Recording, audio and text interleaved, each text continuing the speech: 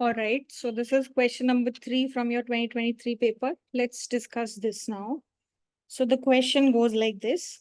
Suppose that demand for Brazilian coffee in a country RICO is a function of real price of Brazilian coffee and real price of tea and real disposable income in RICO. ठीक है, तो एक coffee है Brazilian coffee, उसकी demand किसी दूसरी country जिसका नाम रिको है, वो किस चीज पर डिपेंड करती है? उस कॉफी का प्राइस क्या है, उस कॉफी उस जगह पे टी का प्राइस क्या है, और वहां पे रियल डिस्पोजेबल इनकम कितनी है उस पर्टिकुलर कंट्री में। ठीक है, तो कॉफी की demand price of coffee, price of T and disposable income पे डिपेंडेंट है। ये इन्होंने रिग्रेशन रन किया हुआ है।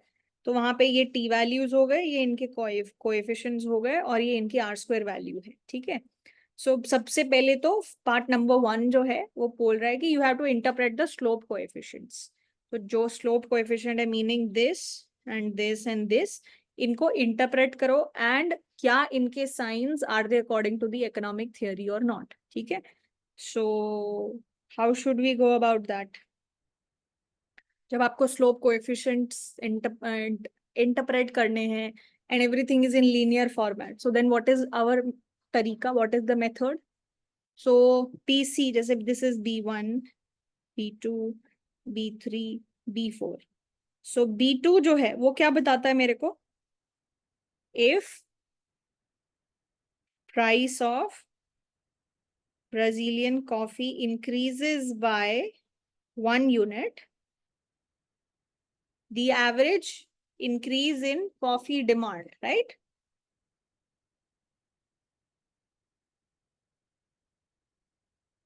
Average increase in coffee demand will be how much?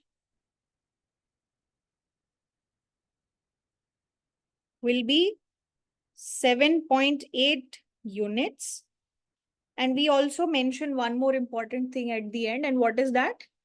Keeping all the other variables constant, right? That by keeping all the other variables constant, keeping all the other variables constant, right? ठीक है, so this is how you will be interpreting B2. Now what about B3? How will you interpret B3? B3 का भी similar interpretation होगा। वो क्या क्या बोलेंगे उसमें? If price of T increases by 1 unit, the average increase in coffee demand is going to be 2.4 units, keeping all the other variables constant, right? Similar तरीके से YD जो D4 कोएफिशिएंट है उसका इंटरप्रिटेशन क्या होगा? If disposable income, real disposable income increases by 1 unit, the average increase in the coffee demand is going to be 0.0035 units, keeping all the other variables constant, right? We can do that. Fine. Yes. So this was first part of the question. Second part of the question was, are the signs in accordance with the economic theory? तो ये जो B2, B3, B4 के science हैं, सो expected science क्या है, और क्या ये एक्सपेक्टेड साइंस और जो एक्चुअली में आए हैं आपके साइंस, क्या वो सेम है? तो पहले तो normally without in these numbers just think about it.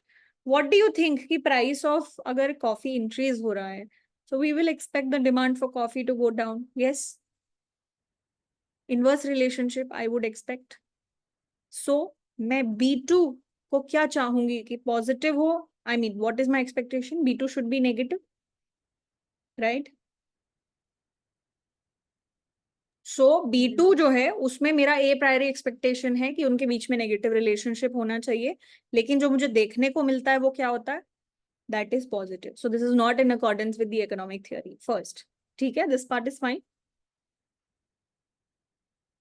Secondly, अब दूसरी चीज, अब प्राइस ऑफ टी अगर बढ़ता है तो उसका कॉफी डिमांड पे क्या इम्पैक्ट होना चाहिए? We know that coffee and tea are treated like substitutes, they are not complements ना, कि साथ साथ में तो नहीं कंज्यूम करेंगे, right? They will be treated as substitutes. तो अगर किसी सब्स्टिट्यूट का प्राइस बढ़ता है तो people will go for coffee consumption more, right? तो अगर प्राइस ऑफ टी बढ़ता है तो people should go and do more coffee consumption, right? So we will expect a positive relationship in terms of the price of tea and coffee demand. Yes, because of the substitute nature of tea and coffee.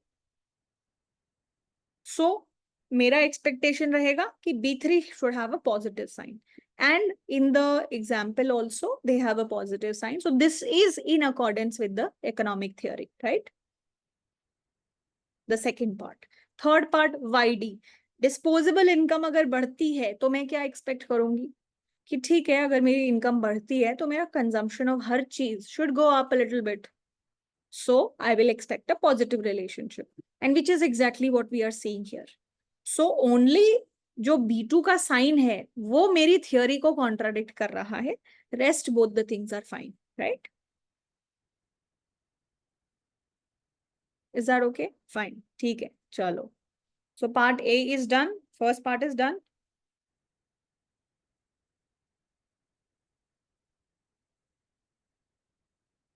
So part 1 is done. What about part number 2?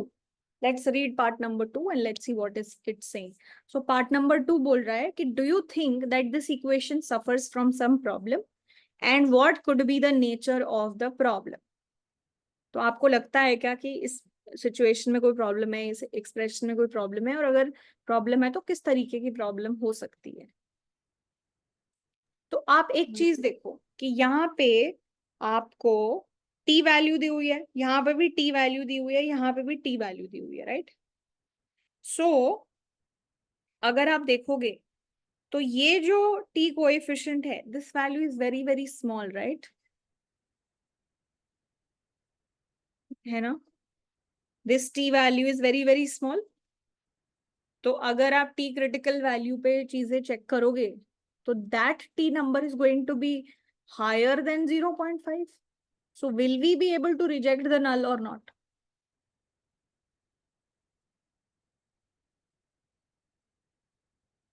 So we will not be able to reject the null because this t value is very, very small, right? है ना?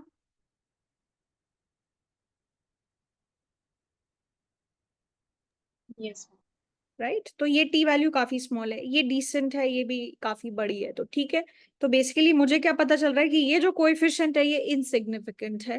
This is significant and this is also significant. तो मेरे कुछ parameters हैं जो insignificant है, लेकिन मेरी आर स्क्वायर वैल्यू को अगर देखा जाए और मैं मान लो ओवरऑल मेरा मॉडल सिग्निफिकेंट है या नहीं, वो कैसे चेक करते हैं? अगर मान लो मैं चेक करना चाहूँ कि ओवरऑल मेरा मॉडल सिग्निफिकेंट है या नहीं, तो वो हम लोग कैसे करेंगे? We'll do the F test. Overall model significance के लिए आप क्या करोगे? Part number 2. How would you check for overall significance of the model?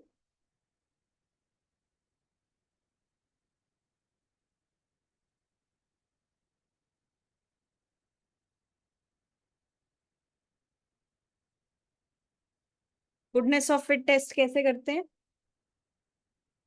Goodness of fit test, F test अगर मुझे करना हो तो मेरी नल हाइपोथेसिस क्या होगी? R square is 0. मेरी ऑल्टरनेटिव हाइपोथेसिस क्या होगी? R square is greater than 0. What is my test statistic?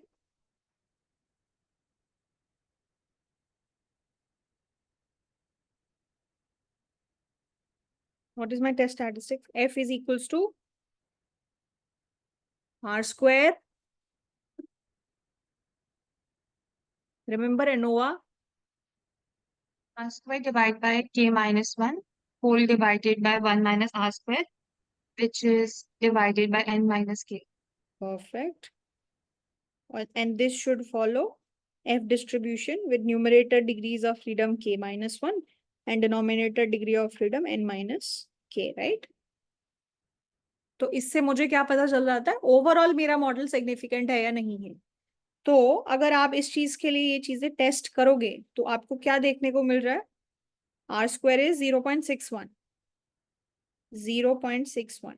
What is k value in this case? K value is total number of parameters that you have to estimate. I had to estimate 4 parameters. 4 minus 1 is 3. divided by 1 minus r square, that is 0.29, right? And then that is एक second, 60, yeah, this is 29, 60, no, 39. It should be 39, right? Yeah. Yes, it should be 39. Divided by n minus k. What is my n value here? N value is 25. 25 minus 4 is 21. So ये जो मेरी calculated value है, ये कितनी आ जाएगी? 0.61 divided by 3 times 0.39 times 21. तो ये कितना हो जाएगा आपके पास? 0.61 times 7 divided by 0.39. क्या हो जाएगा ये? मैम r square 0.60 होना चाहिए. Okay, I used this one. Sorry, my bad. Yes. 60 and then 40. Correct. 0, 0,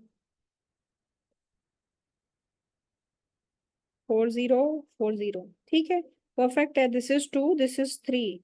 So this becomes 21 divided by 2. That becomes 10.5, right? So मेरी F calculated value ये है. मेरी F critical value कितनी है?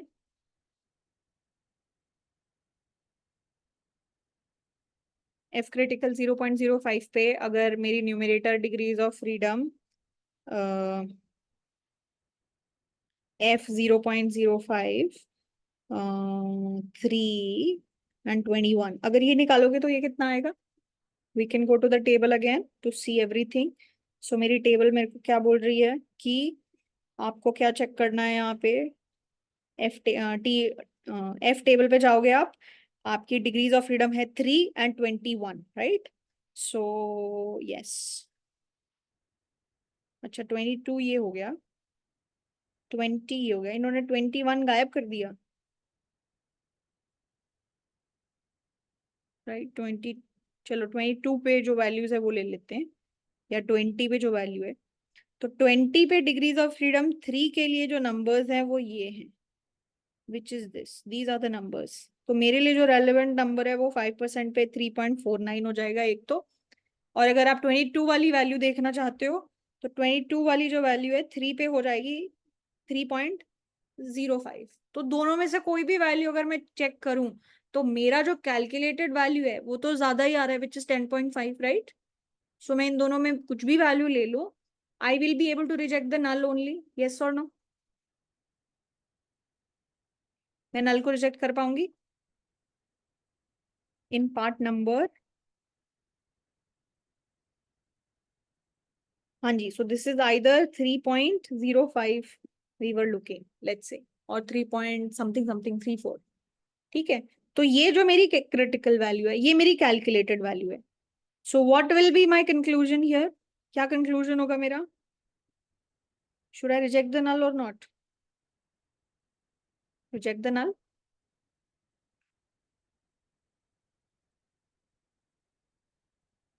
And the null is that r square is 0.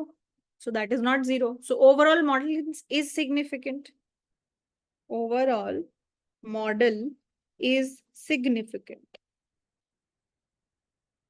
तो overall model तो significant है, लेकिन मेरे इंडिविजुअल टी स्टैटिस्टिक जो है वो इनसिग्निफिकेंट आ रहा है, और मेरा साइन भी वो नहीं आ रहा है जो मैं सोच रही थी, मेरे थ्योरी के अकॉर्डिंग भी नहीं है. तो what kind of problem is it pointing out to? इस तरीके की प्रॉब्लम कब देखने को मिलती है? जब आपके when you have multi collinearity. तो जब आप मल्टी कोलिनियरिटी एक्सपेक्ट करते हो तो क्या होता है? ओवरऑल मॉडल सिग्निफिकेंट होता है, लेकिन आपका रिजल्ट इस तरीके का आ रहा होता है कि साइंस या तो ऑपोजिट आने लग जाएंगे या फिर वो सिग्निफिकेंट नहीं होंगे, बट ओवरऑल आपका मॉडल सिग्निफिकेंट होगा. So all of these things are pointing out to the problem of multi collinearity.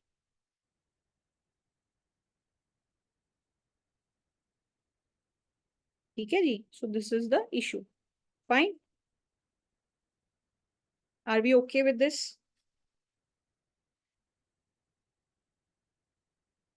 ठीक है, चलो let's move on to the next part now. What is the next part saying कि what are the general consequence of the problem if there is any problem which is detected in part number 2. कि अगर आपने part number 2 में कुछ problem detect करी है तो उसके जनरल कॉन्सिक्वेंस क्या होते हैं उस प्रॉब्लम के. तो हमने तो डिटेक्ट किया है कि मल्टीकोलिनियरिटी होती है, तो मल्टीकोलिनियरिटी के जनरल जो रेपरकशंस होते हैं या कॉन्सिक्वेंस होते हैं वो क्या होते हैं. कॉन्सिक्वेंसेज ऑफ मल्टीकोलिनियरिटी क्या होता है.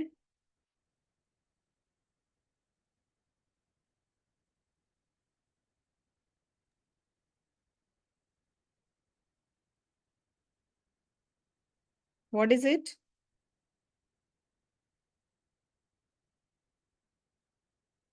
So variances are high, very nice. That's good. What else? Wider confidence intervals are there. Yes. Overall, the model is significant, but there could be few insignificant T ratios, right? Signs could be opposite of what you're expecting, right? So आप ये सारी चीजें clearly यहाँ पे mention कर सकते हो. So this one is a theoretical question, which is directly you can take from your notes or from the book.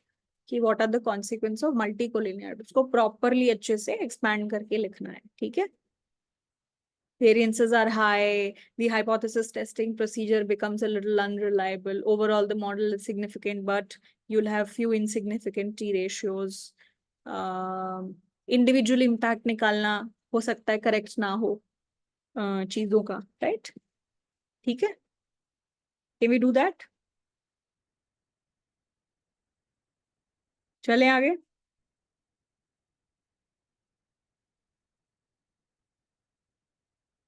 चलो let's move on to part number 4. Part number 4 क्या कह रहा है कि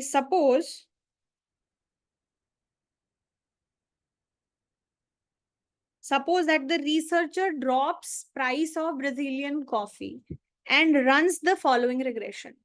तो कॉफी एंड फिर price of T and disposable इनका उनका उन्होंने रिग्रेशन रन किया. और फिर अब हमसे पूछा जा रहा है कि has the researcher made the correct decision in dropping P of B C from the equation.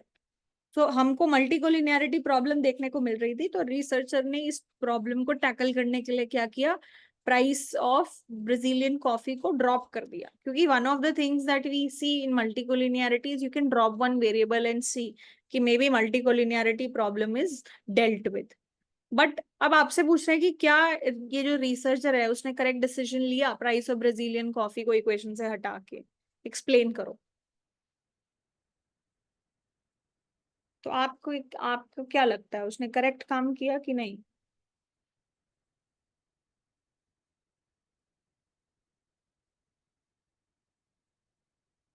नहीं किया करेक्ट काम. क्यों नहीं किया.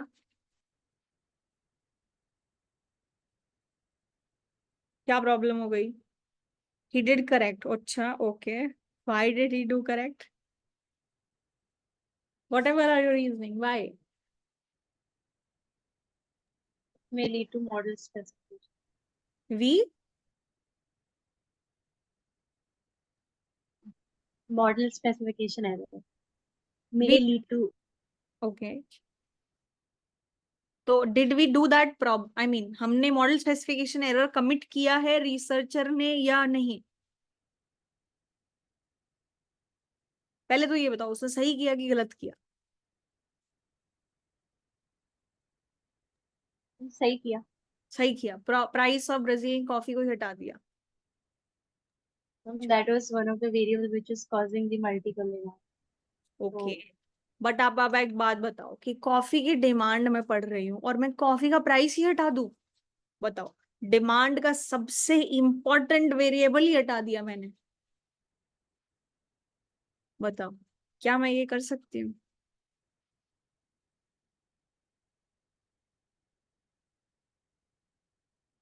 तो we understand we have a problem of multicollinearity. उस प्रॉब्लम को डील करने के लिए हमने अगर प्राइस ऑफ ब्राजीलियन कॉफी ही हटा दिया तो जो थ्योरेटिकली सबसे ज्यादा इंपॉर्टेंट वेरिएबल था which was price of the product जिसकी आप डिमांड स्टडी कर रहे हो उसको अगर आपने एलिमिनेट कर दिया तो आप तो मतलब मॉडल स्पेसिफिकेशन एरर कमिट कर रहे हो ना, फर्स्ट ऑफ ऑल।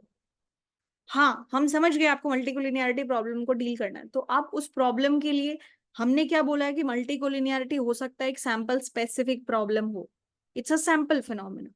तो हो सकता है कि मैं थोड़ा एक मे बी नया सैंपल पिक करूं, that might resolve this problem, right? या फिर मैं मल्टीकोलिनियरिटी को करेक्ट करने का कोई और तरीका करूं, या मैं किसी और वेरिएबल को ड्रॉप करूं, बट मैं प्राइस ऑफ माय प्रोडक्ट को ही ड्रॉप कर दूंगी, so that will be very problematic, right? Because theoretically that is the most important variable that will tell me की कॉफी की क्या डिमांड होगी, right? So he did not do right, we could have done something else for dealing with multicollinearity। हम किसी और variable को drop कर देते, हम नया सैंपल डेटा थोड़ा सा पिक कर लेते, नई थोड़ी सी सैंपल वैल्यूज ऐड कर देते, जिससे ये प्रॉब्लम रिजॉल्व हो जाती, राइट? बट ये तो घोर अन्याय हो जाता अगर हमने जो ये किया है रिसर्चर ने, ये बहुत बड़ी प्रॉब्लम रहेगी, राइट? ठीक है, because theoretically that is the most important variable that we have to explain the demand for any product, price of that product.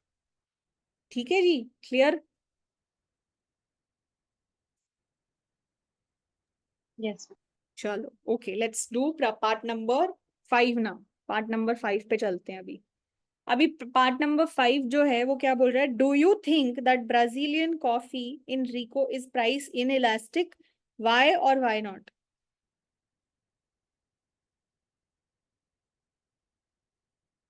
Price inelastic का क्या मतलब है? Elasticity less than 1. Elasticity less than 1, ठीक है। तो मैं कैसे check करूंगी इलास्टिसिटी लेस देन 1 है कि नहीं?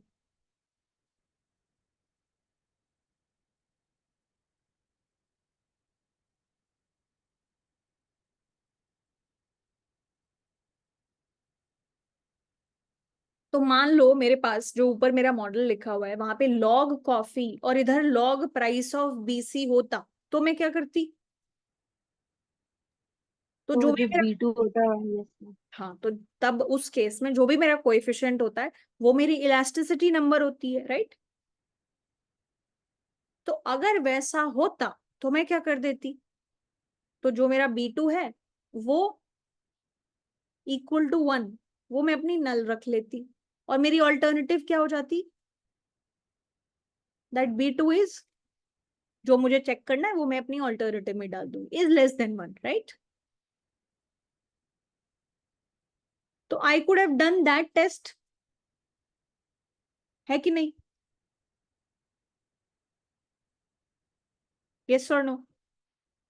बट क्या मैं यहाँ पे डायरेक्टली किसी चीज को देख के बता सकती हूँ कि इलास्टिसिटी क्या होने वाली है? तो B2 पे अगर मैं कोई नल हाइपोथेसिस इंप्लाई करूं तो क्या उससे मैं पता कर पाऊंगी? नहीं कर पाऊंगी ना। तो मेरे पास दूसरा तरीका क्या है कि इलास्टिक प्राइस इन इलास्टिक का क्या मतलब होगा, कि आप बस यही देख रहे हो कि जब प्राइस इंक्रीज होता है तो डिमांड जो है बहुत कम ड्रॉप होती है, या बहुत कम चेंज होती है, या बहुत ज्यादा चेंज होती है, यही मतलब है इसका। तो अगर मैं अपने पहले मॉडल को देखूं, उसमें मैं अगर अपने B2 कोएफिशिएंट को देखूं, तो वो मेरे को क्या बताता है कि बिकॉज वो B2 कोएफिशिएंट इनसिग्निफिकेंट आ गया है, इसका क्या मतलब है कि अगर price of Brazilian coffee increase होता है तो उससे मेरी कॉफी डिमांड पे कोई इम्पैक्ट नहीं पड़ रहा है, B2 की वैल्यू 0 है, यही मतलब है ना उसका इनसिग्निफिकेंट होने का, right?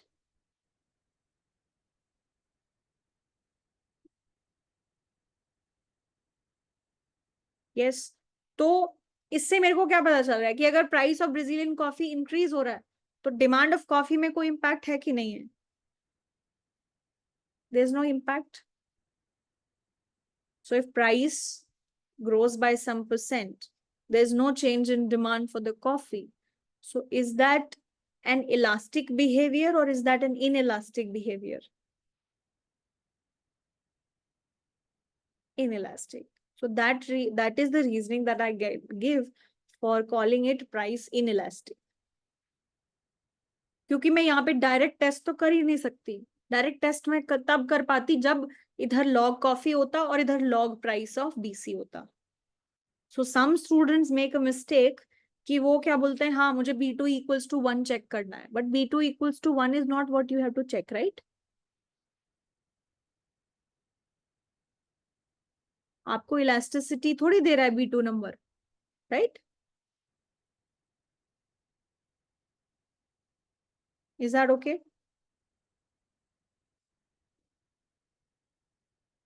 So yes, according to the first model, we feel that the Brazilian coffee is price inelastic. Is that fine, guys? ठीक है, चले आगे।